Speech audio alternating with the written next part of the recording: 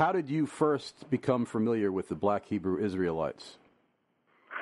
Well, I had a friend in Columbus, Ohio, and he did some work where he ended up running into these guys sort of in our old neighborhoods. And this was about a decade ago. And here's specifically what happened.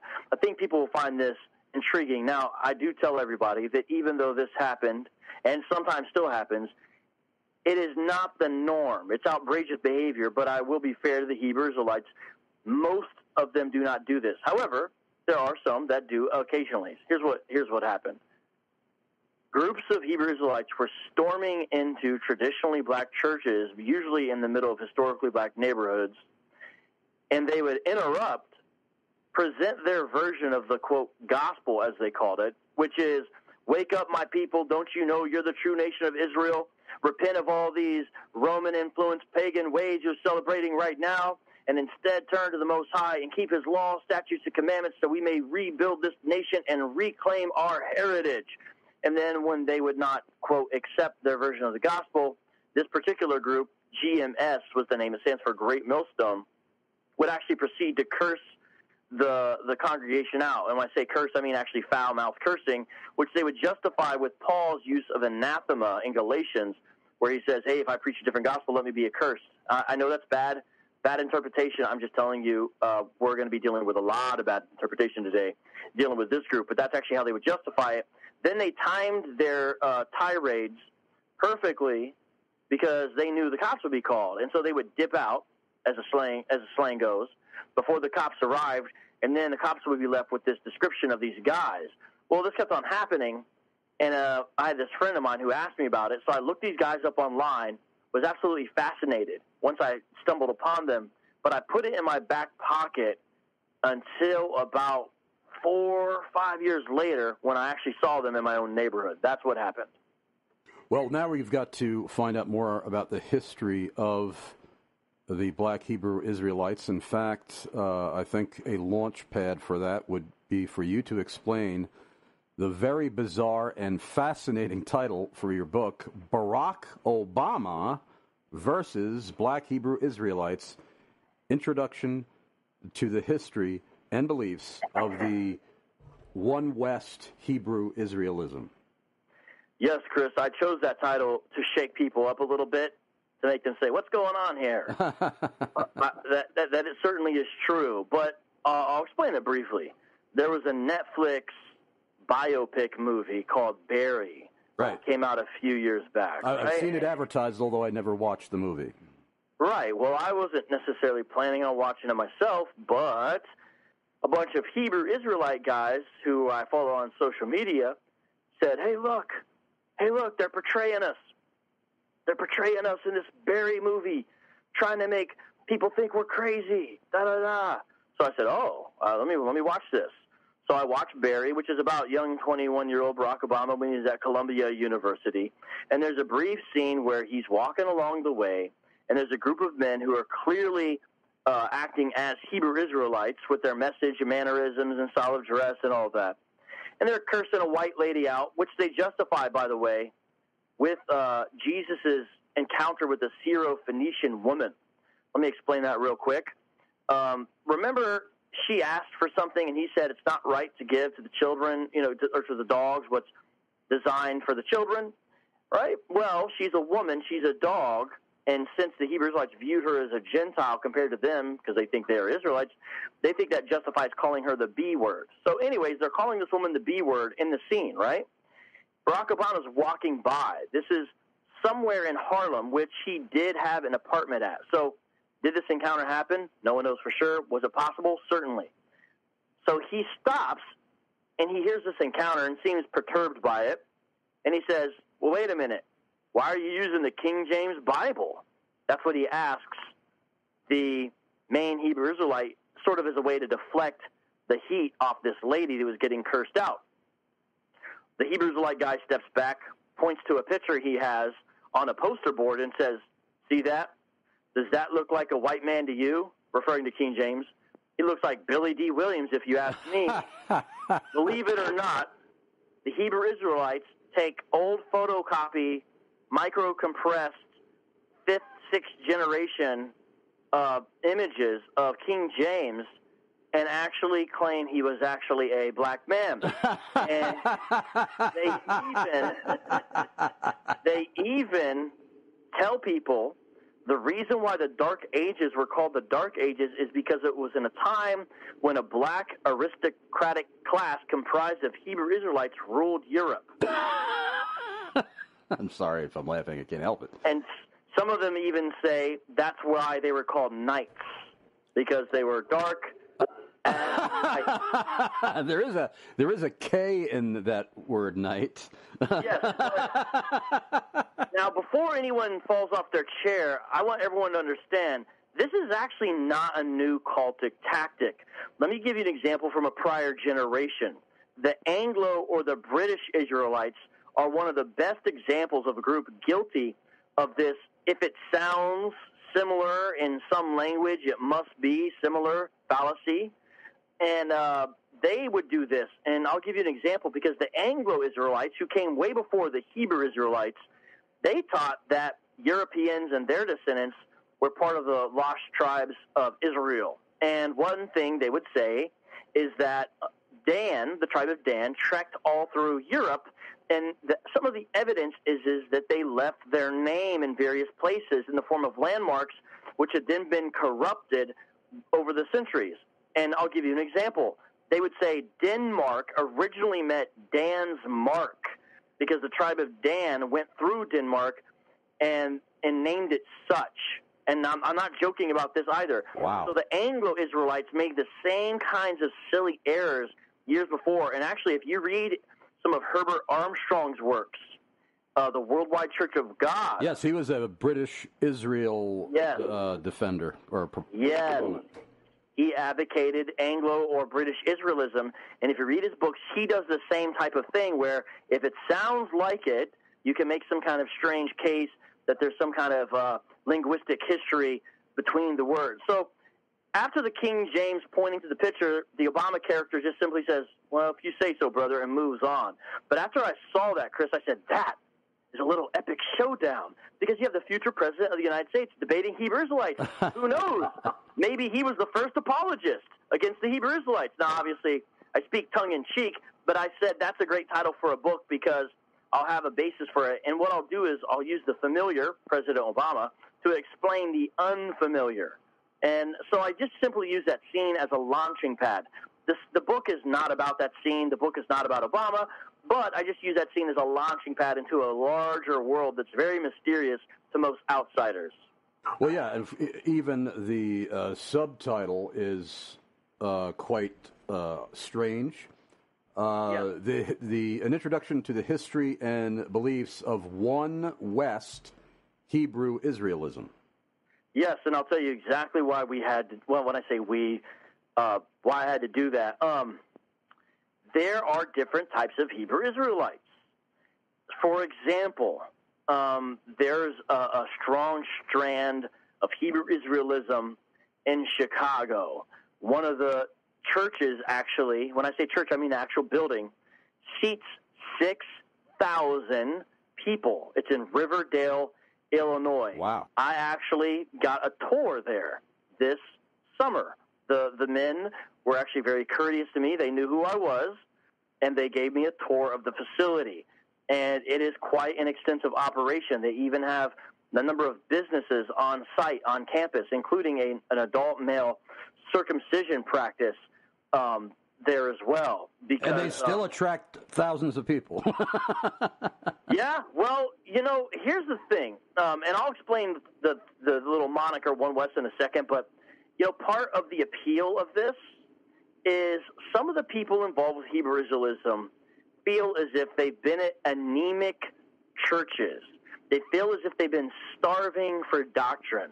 One day they're walking down the street or going on YouTube links, and they see someone who looks like them, who takes the Bible serious, who's bold and confident, and is able to move through the pages of the Bible to passages they have never even encountered before. Not only is this person, this person is a Hebrew Israelite teacher, of course, able to wade through these passages with relative ease, they give interpretations to them on the spot. Now, if you've been going to church and your pastor's been doing the Holy Ghost stomp the whole time, or taking 3 offerings per service every time, or is just preaching feel-good sermon-ettes, 10 minutes and a poem the whole time, anything like that, and yet you've had a craving for something deeper, you can be attracted to Hebrew Israelism. And all of a sudden, the way the person is dressed, because sometimes they do wear distinctively odd garb, doesn't matter as much because you feel they are satisfying your need for deeper biblical knowledge. And I'll be honest, after they gave me a tour, this is the Israel of God members, we had a sit-down Bible study. It was about 7 or 8 men. None of the men in that room who had this 2-hour Bible study with me, none of them were leaders as far as official paid staff. Yet, I can tell you, every single one of those men knew his Bible extremely well. Wow. They were flowing in and off of each other. They were going to passage after passage. They were able to learn new concepts because I would introduce some new things with very they were quick studies. They showed me some things I had never seen in the text, and I left thinking, man, if only some of our men's Bible studies look like these. These guys spent 2 hours on a Saturday just sitting down with a stranger because in their mind I have some of the truth, not all the truth. Now, someone may say, wait a minute, vocab. These guys out there in Riverdale, Illinois sound kind of nice, and yet you're talking about these other guys who are calling people bees. That's the key, Chris. The guys out there calling people bees, those are One West style Hebrew Israelites. The guys in Riverdale, Illinois, yes, they're Hebrew Israelites, so-called, but they don't descend from One West. So there's 2 different key main factions. Now, they're all in error, but some are nicer than others, and some are more in error than others. So in fact, let's pick up when we come back from our first break with the distinctives between those two and the origins of the whole movement of Black Hebrew Israelites. If anybody would like to join us on the air, our email address is chrisarnzen@gmail.com, CHRISARNZEN @gmail.com. Please at least give us your first name, your city and state of residence, and your country of residence if you live outside the USA. Only remain anonymous if your question involves a personal and private matter. In fact, I would love to hear from members of the Black Hebrew Israelites. Welcome back. This is Chris Arnzen. If you just tuned us in, our guest today is VOCAB Malone. We are discussing Black Hebrew Israelites, a cult of racial hatred. If you'd like to join us on the air with a question of your own, our email address is chrisarnzen@gmail.com. CHRISARNZEN @gmail.com. Please give us your first name, your city and state, and your country of residence if you live outside the USA. Please only remain anonymous if your question involves a personal and private matter. And if you could, vocab, pick up where you left off, where you were comparing and contrasting the 2 wings of Black Hebrew Israelites, and also, if you could, provide for us the origins of the whole movement. Well, it goes back to 1969, but it goes back further than that, and I'll explain what I mean, to 1896. The first documented person that we're aware of to claim that he was an Israelite who was a Black American was a man named Crowdy, William Saunders Crowdy. His story is only mildly relevant. He has a smaller church, which still continues to this day. But they've always accepted members of all different ethnicities, just as long as they accept the claim that Black Americans are the true Israelites.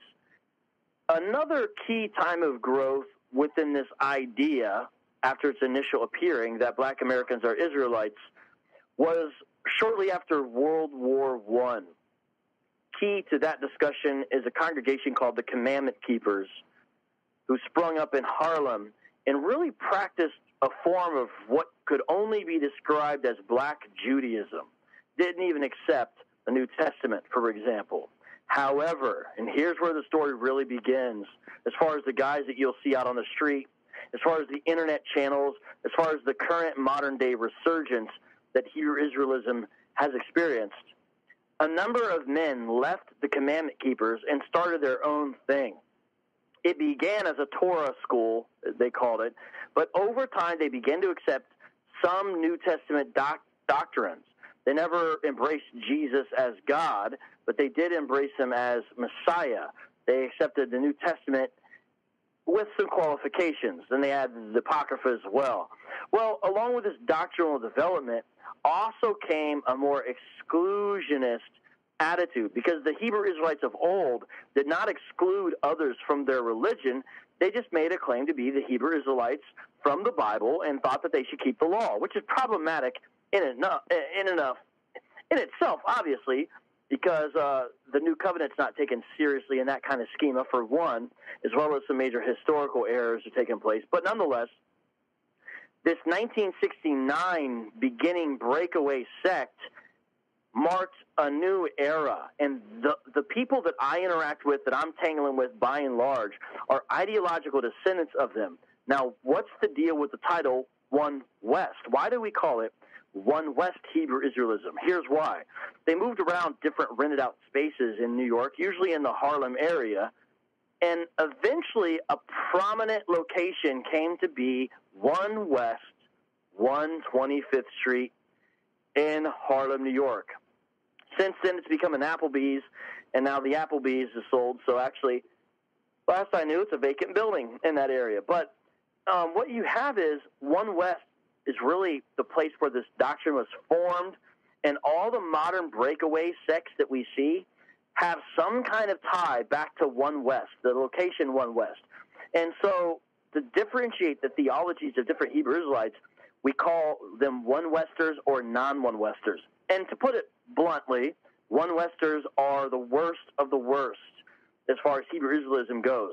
But they have the momentum on their side. If you see guys out in the street, chances are they're One Westers. Now, most of them don't even know much of their own history, so they don't call themselves One West. Some of them are not even aware. But the older members of the group know exactly what we're talking about. And in fact, a number of the leaders were once students at One West under a key man whose name was Ariah. He's still alive today. He's rather old, and he's still a Hebrew Israelite.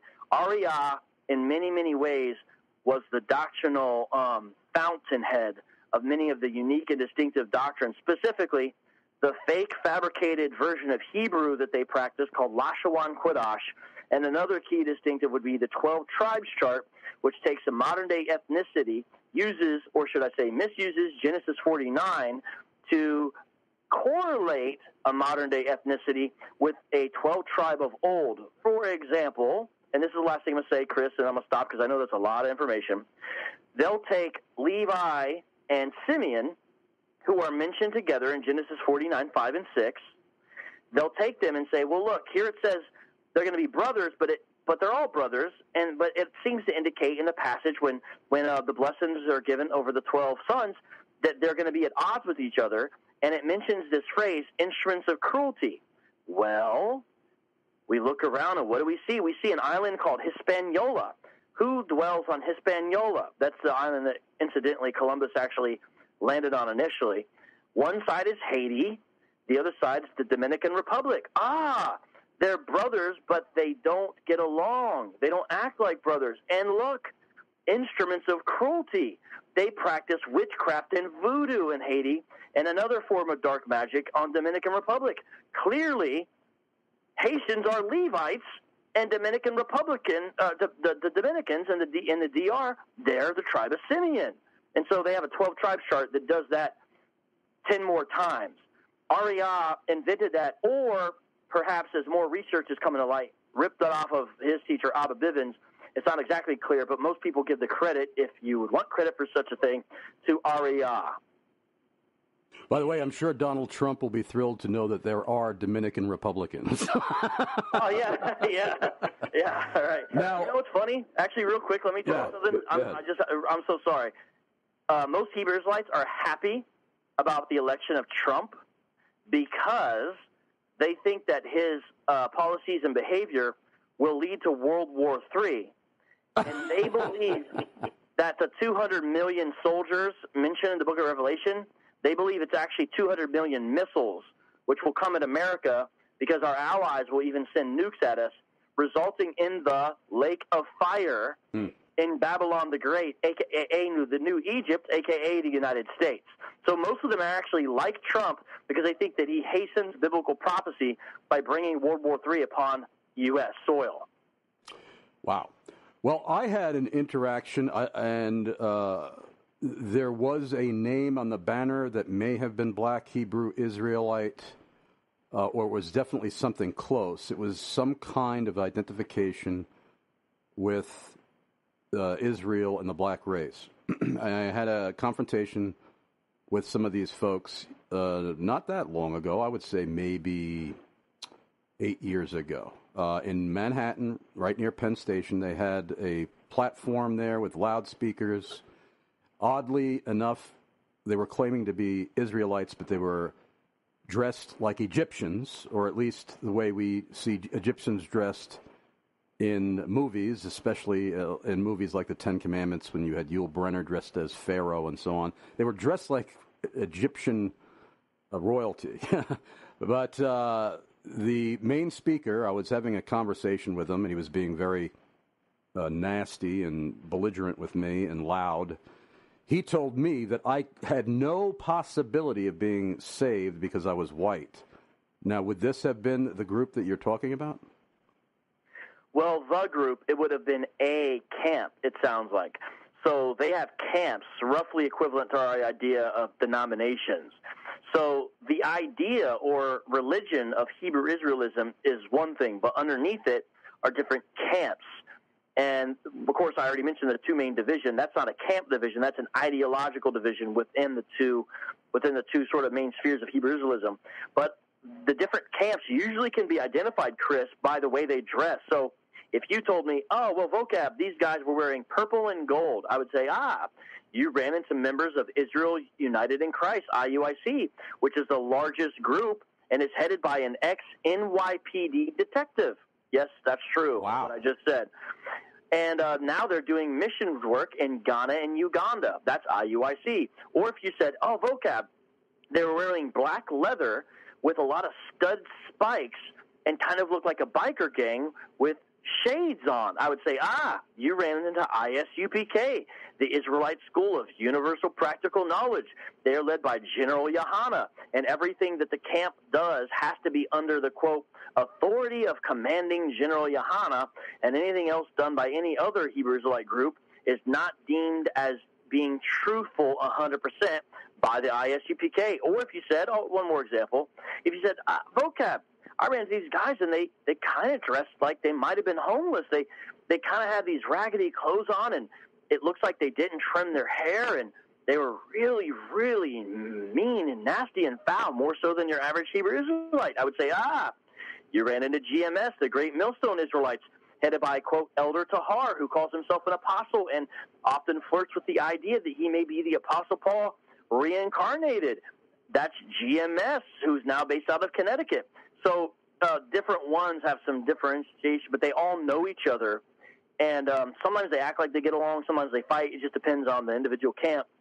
But technically, see, here's the problem, Chris. They mix and match their categories. Here's what I mean. Technically, it should not be because you're white, but because they mix up their religion, they'll say stuff like that. Here's what I mean. Technically, it's because they don't view you as an Israelite. See, that's their identification marker. Now, being white or not white becomes shorthand for are you an Israelite or not. But as I mentioned earlier with the example of Dominicans can range in color. But according to the One West style Hebrew Israelism, they'll say as long as your father was a Dominican, you're on our chart, you can be included for salvation. Now, what is salvation on the Hebrew Israelite schema? It means now we get to keep the law together, supposedly.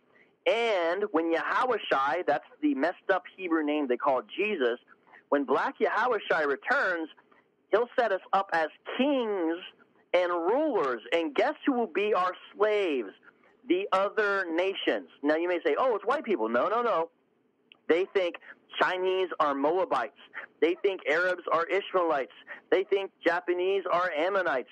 They think all these other different groups of people are all also non-chosen nations who do not belong in the 12 tribes chart and will be the slaves of them in the kingdom to come. But apparently, Edomites, that's their name for white people, descendants of Esau, which is ridiculous if you think about it, but that's what they say, they will receive the worst of the worst as far as the slavery goes in the kingdom because of what they did, and they misused Revelation 13, 9, and 10 there.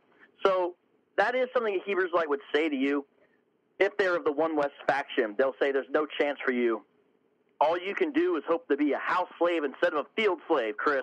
And is that for eternity? Well, here's where it gets weird again.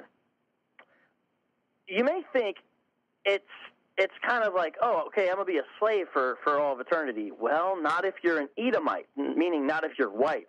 They believe after 1,000 years of receiving the worst, most harsh slavery that you could imagine, the Edomites are annihilated out of existence, and then the other nations remain sort of as more of a servant kind of slave relationship, not as bad as what the Edomites had to experience during their 1,000 years of torture. But the Edomites are actually vanquished out of the earth permanently after the 1,000 years, leaving the Japanese and the Chinese and the Indians.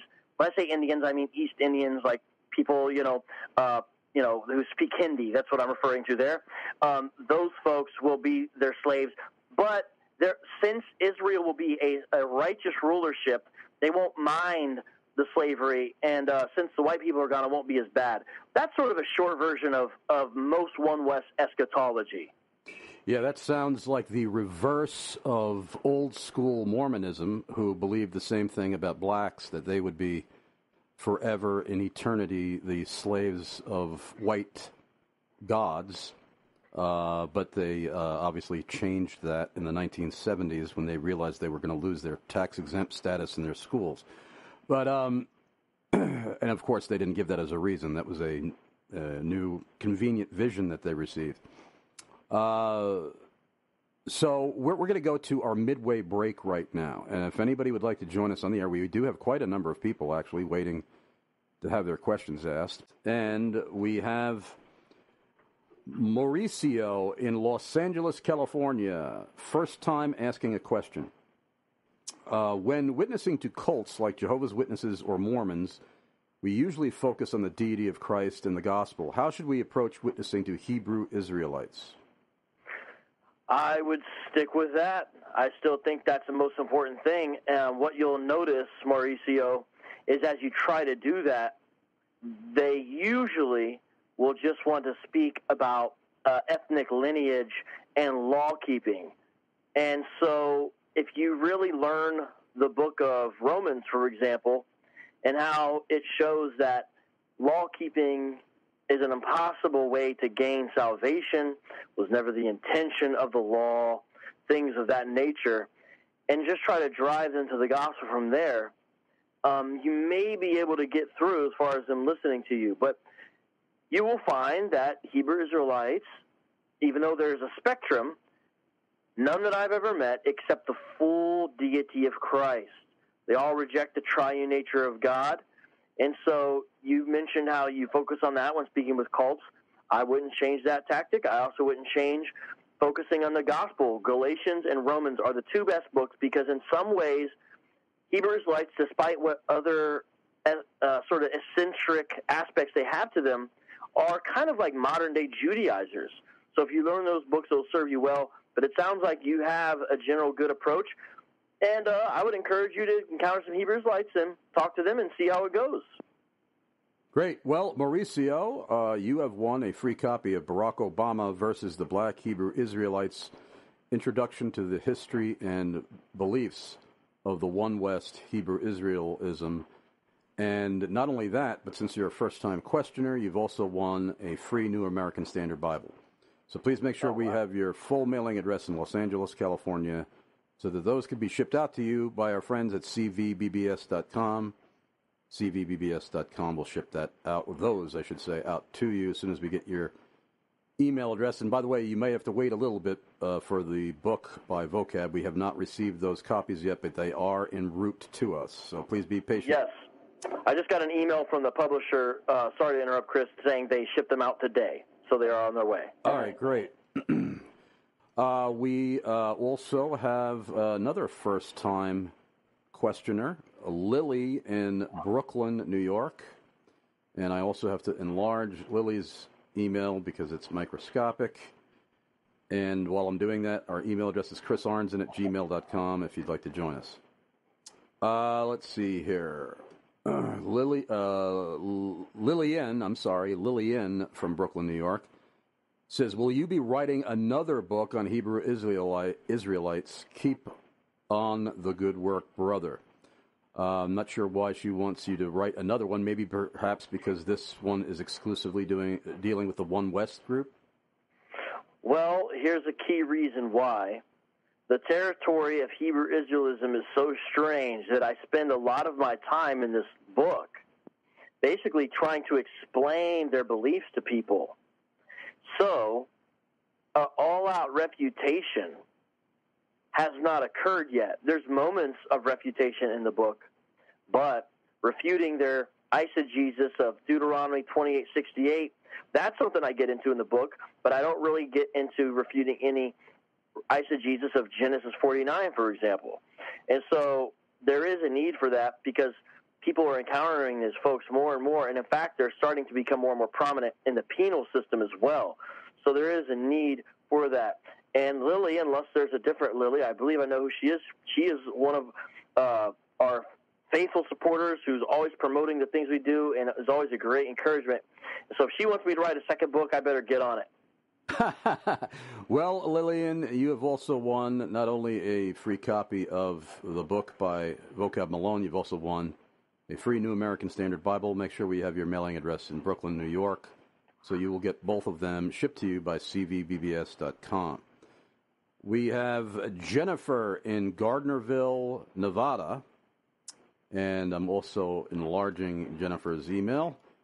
And while I'm doing that, our email address to remind our listeners is chrisarnson@gmail.com, chrisarnson@gmail.com. And Jennifer says, Mr. Malone, please allow me to say that I appreciate all that you do with the Hebrew Israelites. It is an area that still stands largely untouched, and I appreciate what you do. My question is on another subject altogether, however. I was hoping you could tell me how the Islamicize Me videos that you did with David Wood have been received. Have they been welcomed, or has there been backlash, or both? If so, by whom, and how have you handled it? Thank you for your time. Jennifer in Gardnerville, Nevada. I'm not sure she's allowed multi-part questions.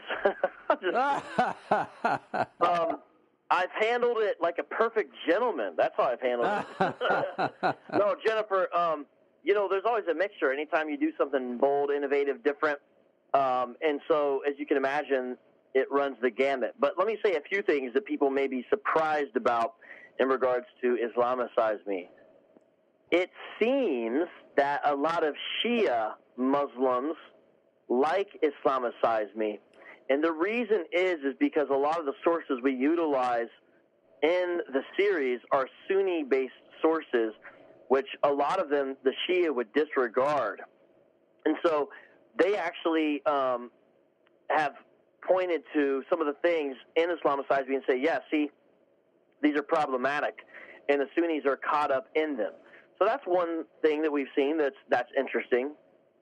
And believe it or not, we've seen some people in even overseas situations showing these videos to mixed groups of youth. What I mean is Muslim, partial Muslim youth and others, to kind of start conversations about some of these topics, such as, did Muhammad really teach this? If he did teach this, what's a good response? Is there a good response? Is this contradictory with other things Muhammad taught? Is this in line with common sense and especially divine revelation, things of that nature? And so some people have even used them that way as far as the reports we've received. Each video has averaged about 40,000 views, which is good, but it hasn't necessarily blown up the internet or taken it over. However, we are working on bringing it to Facebook in 2019 because books uploaded natively to the Facebook platform, videos uploaded natively to the Facebook platform do better than links outsourcing to YouTube on Facebook, and so we want to see how Facebook reacts next year as well. So we'll have more information then. But great question. Great. And Jennifer in Gardnerville, Nevada, make sure I have your full mailing address because you've also won a free copy of our guest's book, and cvbbs.com will ship that out to you as soon as they get their hands on it.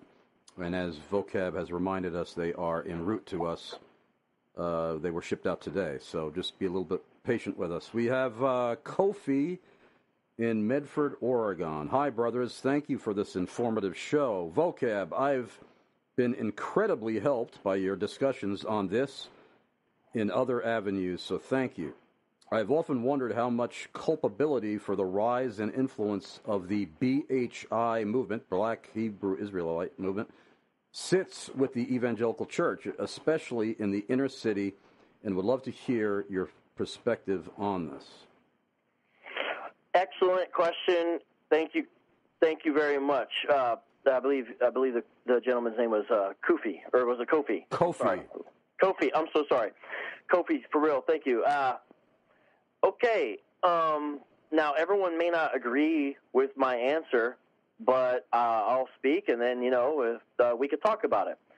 At the end of the day, people are held responsible for their actions. This is true. However, there is no doubt in my mind that there is an unmet, unanswered emotional, moral, spiritual need that Hebrew Israelism is meeting, albeit in an illicit way.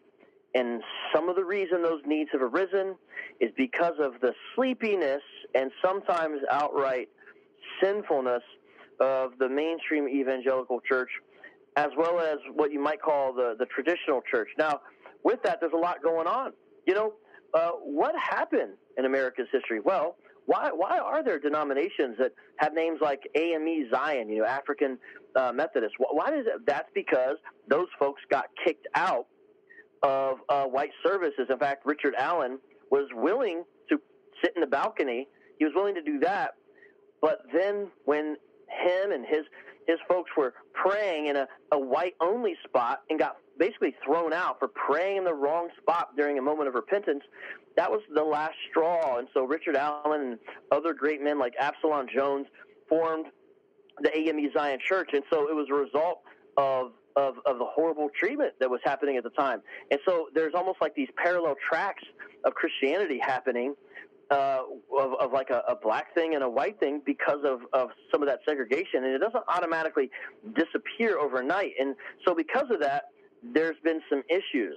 And not only that, but even in the modern era, there's some major blind spots that could be addressed much better than they are, because I think we need to do what we might consider not just reactive apologetics, but proactive apologetics, meaning let's faithfully teach about things that may help to assuage this influx of Hebrew Israelism coming into the Christian church, because it is happening much more than people actually are aware of. What I mean is this. Why is it not better understood the importance of North Africa and early Christianity? I think that would be an awesome thing to make sure people understand, as well as the role of Ethiopia in the formation of early Christianity. I also think it'd be helpful if people understood some of the great things that men and women of color have done in the United States despite the hardship.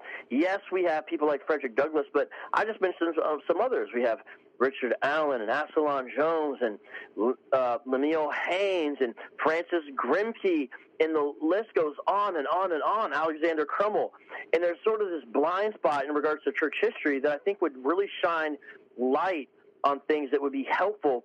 And so people don't have this kind of misconception sometimes that they might have of black Christianity looking like, slaves, Martin Luther King, T.D. Jakes, and Creflo Dollar. That's a really bad, messed up portrayal and perception, but I'm afraid a lot of people have that. So I think a good dose of church history would help, as well as other things, but I'm going to turn this into its own separate show, and so I better stop. But I think you've asked an excellent question, which needs to be explored further in my view. Well, praise God. We have Let's see here. Oh, and by the way, make sure we have your full mailing address because you've actually won the very last copy that we are being given to give away. So please make sure we have your full mailing address so that can be shipped out to you by cvbbs.com as soon as those arrive. And let's see here. We have another first-time listener, or should I say first-time questioner, Roxana from Everett, Washington. Hello, Chris. How are women treated in the different camps of Hebrew Israelism, and what draws them in? Excellent question. Yeah, hey, Rox B, I believe I know who this is as well, unless there's another. And, God's been blessing this strange little area of urban apologetics with some real faithful Christians who help make it happen, and so much love on that tip. Well, how are women treated in Hebrew Israelism? Well, since it's grown in popularity, there is a small little segment now of these Hebrew Israelites who seem to mainly function online. So they grab a hold of what they perceive to be the general truth of Hebrew Israelism, then they take to teaching. The reason I mention that first is because after that, I'm going to get into more negative things. And what happens there in that sort of internet-only realm is there's a number of Hebrew Israelite women who are allowed to kind of flourish. Prominent, most of them all, probably is a woman named Hulda Dayu from herroyalroots.com. She writes children's books, teaches classes, does conferences and seminars, all kinds of stuff. However, if she was in a camp, and the thing is the camps are where the action is, even though a lot of the more so-called moderate-style Hebrew Israelites disavow the camp's activity, the fact is a lot of the way that a lot of them heard about Hebrew Israelism was from someone affiliated with one of the camps. And so it's a very interesting, perplexing relationship One Westers have with non-One Westers. Now, within One West, how are the women treated? Well, again, let's put everything in context. Everyone that is a black person in America does not live in the ghetto. I need to remind people of that because there is an upper class and middle class and all kinds of people. So sometimes people do a mistake and they associate black with ghetto. That's incorrect. However, if you are in that type of scenario, there's probably not a lot of great male figures around.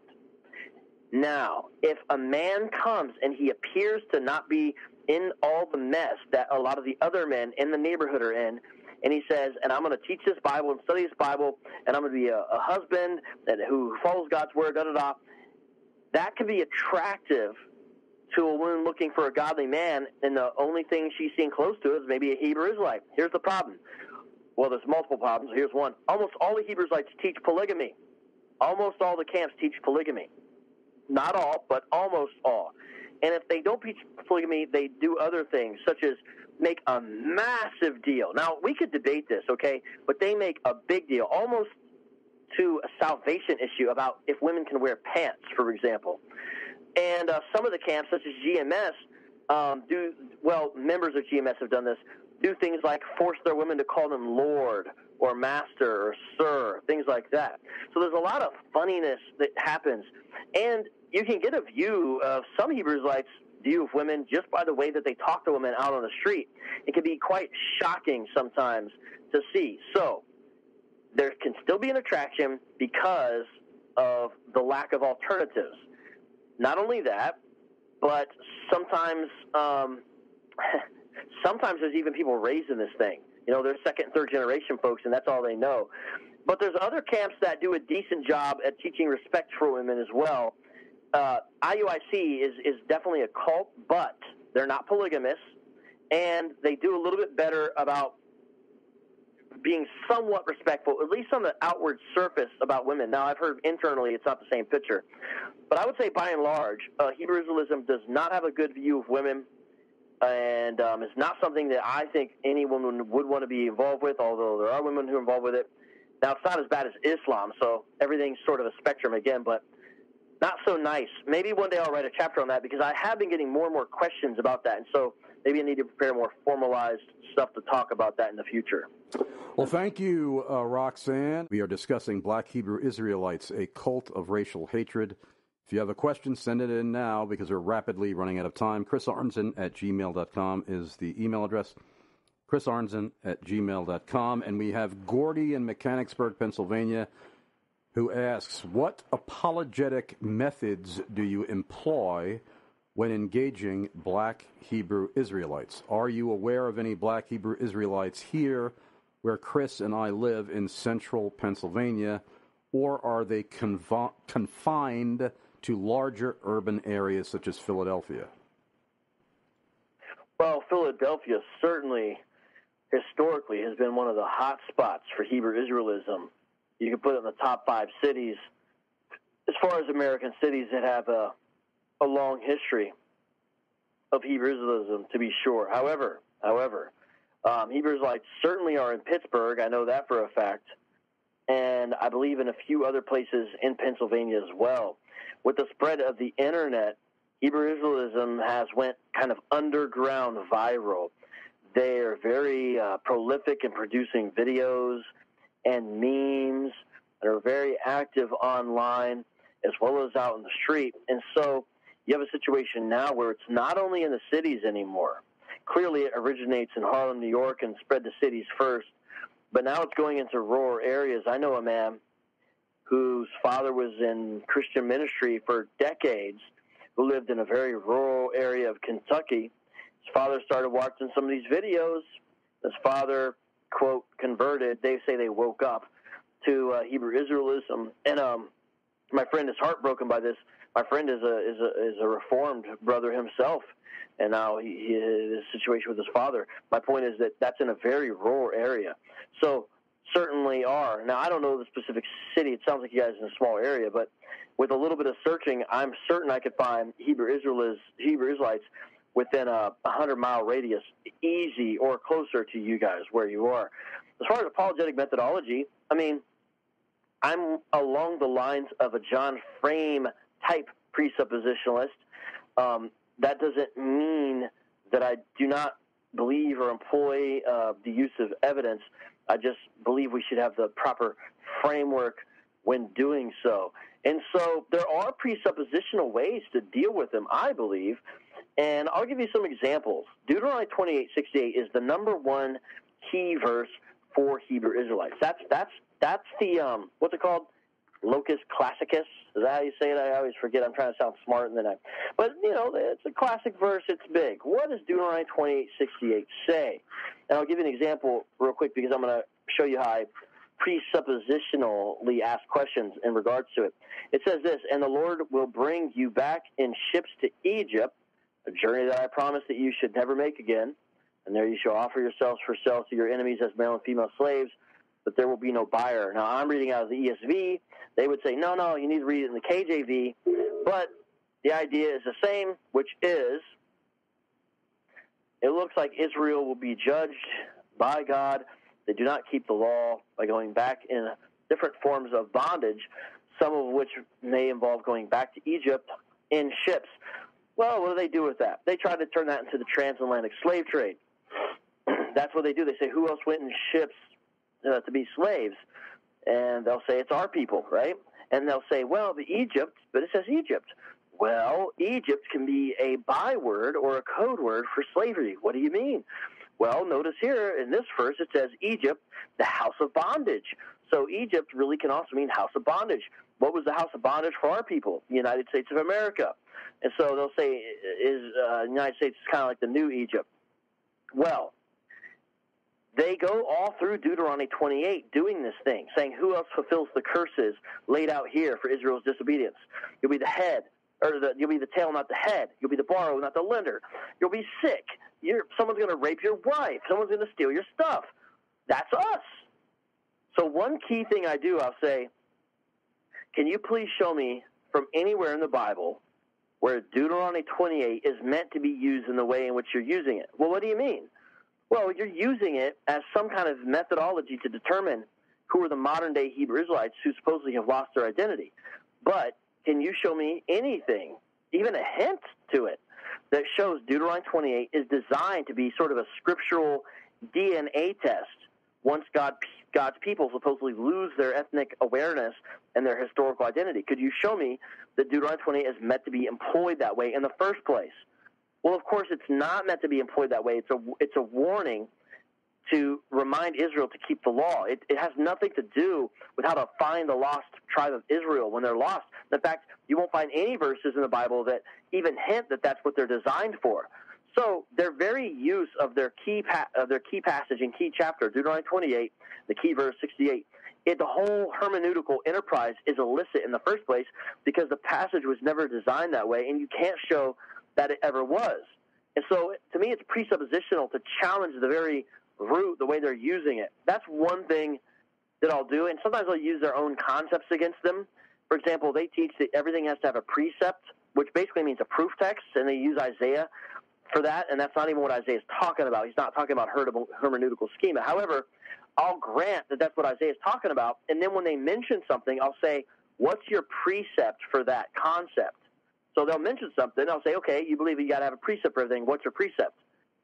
For example, what's your, precept that, sorry, some of this stuff is funny. What's your precept that Israel will lose her identity, that she'll no longer know who she was? What's your precept for that? So I challenge the very notion that Israel ever would lose their ethnic identity in the first place. So that's a presuppositional argumentation. I grant their premise that we have to have precepts according to Isaiah 29:10. Then I'll ask them, what's your precept for this concept you just laid forth? So things like that to me are sort of presuppositional ways to get at them. Those kinds of questions, at least that's what I think. But yeah, I'm along the lines of a John Frame type presuppositional as far as apologetic methodology. Hope that answers your question, brother.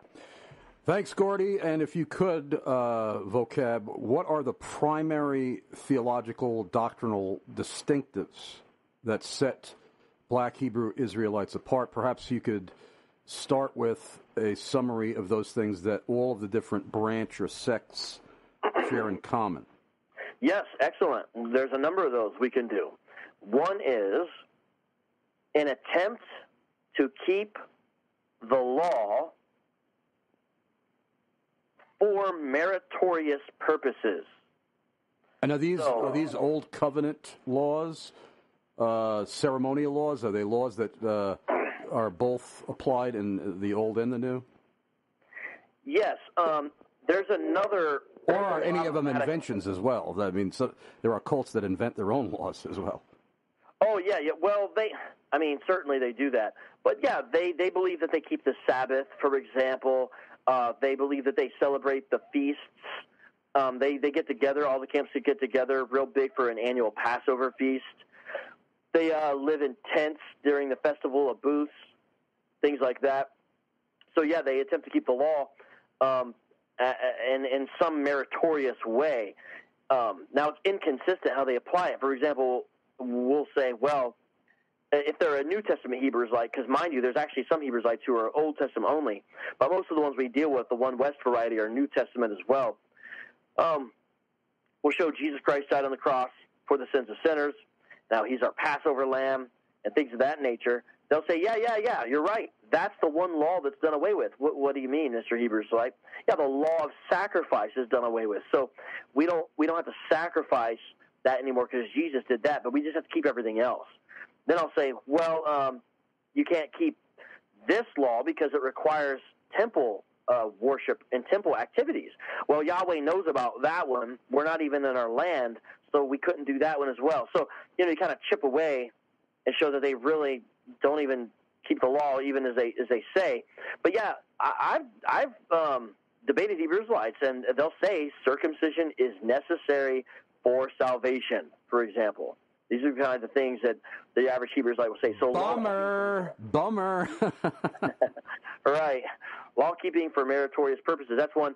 Another one is non-Trinitarianism. I've never met a legitimately Trinitarian Hebrew Israelite, with the raw exception of someone at a church I was at who just had converted into the movement or whatever, and didn't really hadn't fully embraced all their teachings. They were still Trinitarian, but that usually slips away over time.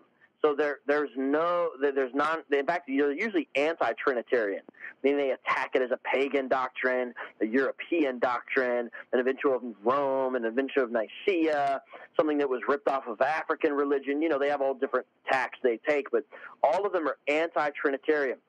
Thirdly, none of them accept the full unqualified deity of Christ. When I say unqualified, because some of them have a strange version of henotheism, which is sort of a multiplicity of gods running around in the universe. They're just not like the one kind of true God, but they're still divine, godly beings. Jesus would be one of them in a lot of their schema, but most of their Christology at that point looks remarkably similar to the Jehovah's Witnesses. Right. The Christology is often very, very similar there. And so along with that, none of the groups accept the deity of the Holy Spirit. And in fact, one group, IUIC, says the Holy Spirit is actually the law. Another group, Israel of God, who is not a One West group, but nonetheless Israel of God, who are Hebrew Israelites, they teach the Holy Spirit is actually angelic beings. Just depends on which angelic being is sent at the time that you would refer to the Holy Spirit. So those are four things right there: law-keeping, non-Trinitarian, not accepting the deity of Christ, not accepting the deity of the Holy Spirit. Those are four things. And here's the fifth thing I'll mention. They all have an ethnic hierarchy. For example, there's a large group I have not mentioned yet in today's show called GOCC, Gathering of Christ Church. They are a One West group. However, they've dropped the naked racist aspect that says you can't even be saved if you're not so-called Israelite. You have to be a slave. They've dropped that and said, no, you can still come in and be a brother as long as you recognize the preeminence of the tribe of Judah and the other 11 tribes. You could be a brother. We'll have Passover and everything else together, brother or sister. However, they still follow something that some of the camps called the protocol. What is the protocol? Only Israelites, so-called, can teach Gentiles, with the exception of other Gentiles, but other Gentiles can only teach other Gentiles. So-called Gentiles cannot teach in any meaningful way a Hebrew Israelite. So even if you have a so-called Gentile who knows Greek and Hebrew, he can't teach someone who's supposedly Hebrew Israelite because it wasn't given unto him to teach according to the protocol. So even the nicer groups still have an ethnic hierarchy of some sort. So those are five things I would mention off the top that they all believe in. Great. Well, we are out of time, brother. I look forward to having you back. You are certainly a fascinating guest and well-informed one at that. And I thank David Wood for so enthusiastically recommending that I interview you. Do you have any contact information for our listeners? Yeah. The best place to find me on a regular basis, actually, is at my YouTube channel, youtube.com/VOCAB MALONE. The reason is because I go live. I live stream there at least twice a week, most weeks, and often we'll drop a video every weekday. That's the usual schedule. So I'm very active there. Try to interact with people. So again, youtube.com/VOCAB MALONE. The program I do there is called Backtrack Radio Live. And on all social media, so listen, everyone, on all social media, I am simply at VOCAB MALONE. The @ sign, VOCABMALONE. So Instagram, at VOCAB MALONE, Twitter, at VOCAB MALONE, Facebook, at VOCAB MALONE, Gmail, at VOCAB MALONE as well. Even Snapchat, which I don't really use, and Periscope. So all social media that I'm on, it's at VOCAB MALONE. So I'm pretty easy to track down. And I'm assuming vocab is short for vocabulary, right? Yeah, simply because when I was, rapping and stuff, what's the stock? What do you use? A player uses paintbrushes. Rappers use words. That's simply why. Yeah, I have a friend who's now in heaven with the Lord, who was a very brilliant Christian libertarian author and speaker, William Norman Grigg, and he had such a huge vocabulary that his nickname was Thesaurus Rex. Yeah, I don't make that claim at all. But that's a great nickname, though. That's an awesome nickname. They should. I know you said he's dead. Now they should have put that on his tombstone right there. Maybe they did. I don't know. But I miss interviewing him dearly. But I want to thank you so much, VOCAB. I want to thank everybody who listened today.